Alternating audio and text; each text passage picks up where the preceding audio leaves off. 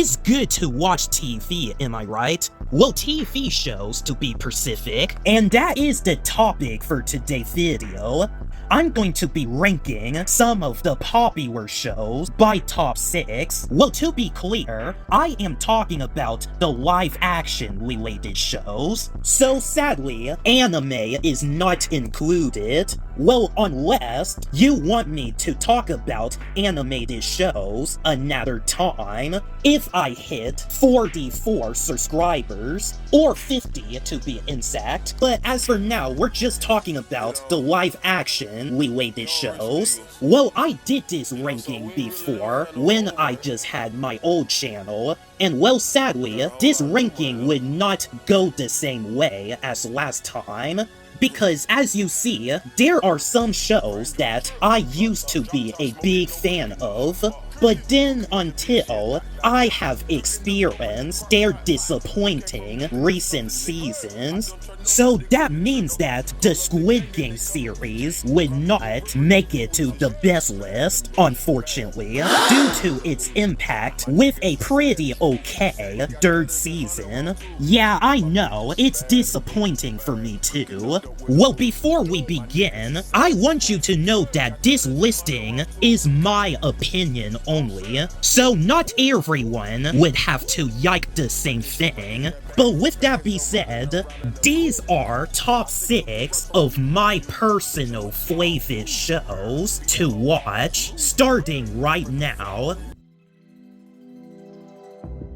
Stranger Things. Well, for those who have seen this show, you probably saw this coming. In fact, this is the show that I have no interest of checking it out, well, until someone in my family recommended it to me, and well, I gotta say, the story was wonderful. The characters were so fun to follow through, and it has a lot of good character arcs. The horror elements and action are good, and on that note, that someone was right about recommending this show to me in the first place.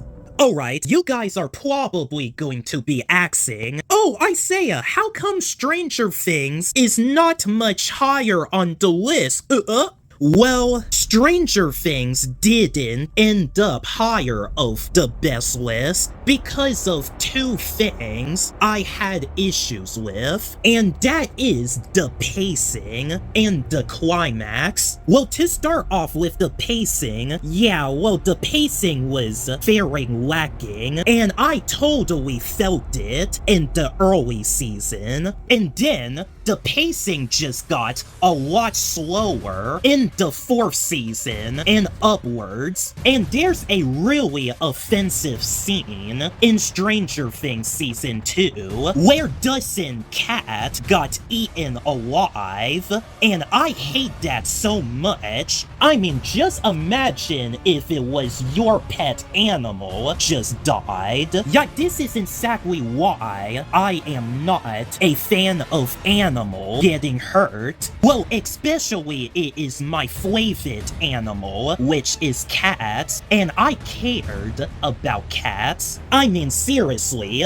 whoever come up with Dustin Cat getting eaten alive by a Demogorgon, they should go to hell for that, for this kind of writing. Well, as for the final battle, well, I thought it was very anticlimactic to me.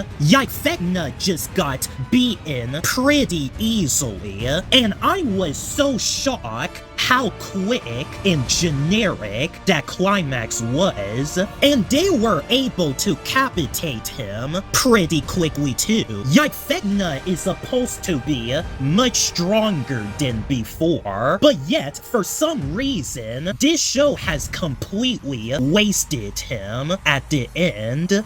That proved that Season 4 did better with their climax. It was slow, Vecna was harder to take out, and it has emotional weight to the final battle. So this could have been more appropriate for the final season of all season. and I thought it was too violent for a TV-14 show. I mean, for a series that is meant for teenagers and kids, it had some R-rated level violent. I mean, come on now. But overall, despite my criticism, Stranger Things was a pretty great show with a perfect ending to wrap up the whole entire series. Let's just forget that the animated show didn't happen. But like I said, this show had made me stick with the story and characters through the first season to the last, but everything else is nowhere near perfect, and this is why Stranger Things will be taking the low spot of this list. The Teenage Freaking Bounty Hunters. Yeah, this is a no-brainer of why it made this list. The story was pretty unique and grounded, and I was in love with the main characters since the first episode of this series, and that was a good start. Well, the Bounty Hunter sisters, Sterling and Blair, had such a hilarious personality. Well, they're sometimes annoying, but they're likeable nonetheless. And plus, they made the Bounty Hunter sisters act like actual siblings. That reminded me of me and my brother as kids. So I saw them as relatable characters in this sibling segment, and I also enjoyed their dynamic interaction with Bowser and the other characters in the show universe. Well, although some of the characters can just act unrealistically like it's a parody, but for a campy show like that, I'm just gonna let that slide. Well, although I had some two problems with TBH, and that is the subplot of how Sterling and April rivalry was handled. Like, they could have just easily made April the ultimate mortal enemy for these two young mercenaries, bounty hunters, but instead, they just somehow delayed this kind of rivalry and forced them to be lesbian couples. Alright, well, if Sterling wants to be gay, then I will say she can like whoever she wants, but it was mostly the writing that we should blame, and this is something what Sony Pictures should do to compromise this kind of subplot. And the other problem is that the overall story was just half of a story that is unresolved, because, well, if you haven't heard the news, the Teenage Bounty Hunters just got cancelled after one season because not many people know this series existed, and that is wild because the first season ended with a shocking cliffhanger too. Like, that cliffhanger was about that Sterling and Blair found out that they are not actual sisters, they're just cousins. Well, I have seen a lot of reactions about this show, and even that cliffhanger impacted some people that wanted more. Well, right now, it is 6 years since this show has been cancelled, but yet Netflix still haven't decided to revive this show, and that is such a shame because Lou Assassin is another Netflix show that just cancelled after one season, but they decided to continue the story by making a 1-hour movie special called The Fistful of Vengeance, and I wonder why Netflix did not do the same with the Teenage Bounty Hunters. They at least deserve to have their story be continued. Like, Netflix could have had an open mind and make a 1-hour movie special of the Teenage Bounty Hunter to conclude the story. But you know what? Whatever. Well, unlike Netflix, if I ever gain the rights, I might have some plans for them. Well, despite the Teenage Bounty Hunters not getting a second season, I still care for it. in flaws and all, and I did had a lot of fun when I first watched this show back in 2021, and it does felt like a comic book kind of story. Well, even though the Teenage Bounty Hunters is not based off the comics, and this is why this show earns this spot on my best list. The Daredevil. Well, speaking of comic book story, I just recently finished watching the whole series of Daredevil. Well, including the MCU rebooted version. Well, while Born Again was nothing really special compared to the Netflix version, it still had that feel. Overall, they made Matt Murdock a great character. The series was dark, gritty, brutally violent. It has a lot of expense going on, and the fight scenes were unbelievably executed. Well, the only problem is that the pacing can get too slow in each 50 minutes episode I have seen. But on that note, Daredevil was one serious comic book show with a flawless story and characters, and that what makes it highly recommended to me.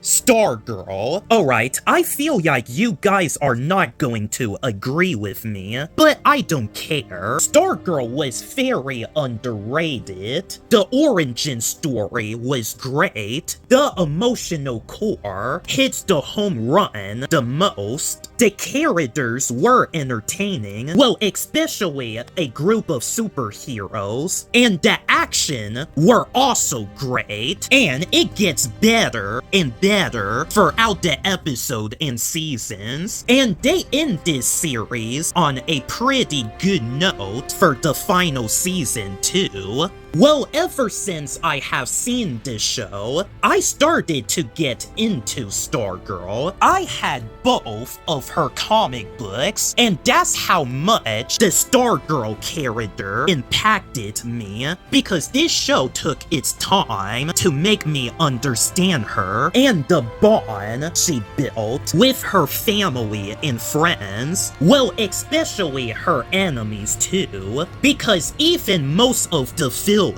in this series can get redemption arcs. Well, overall, I loved Stargirl. It is my favorite comic book shows, and it is the best CW DC shows, in my opinion.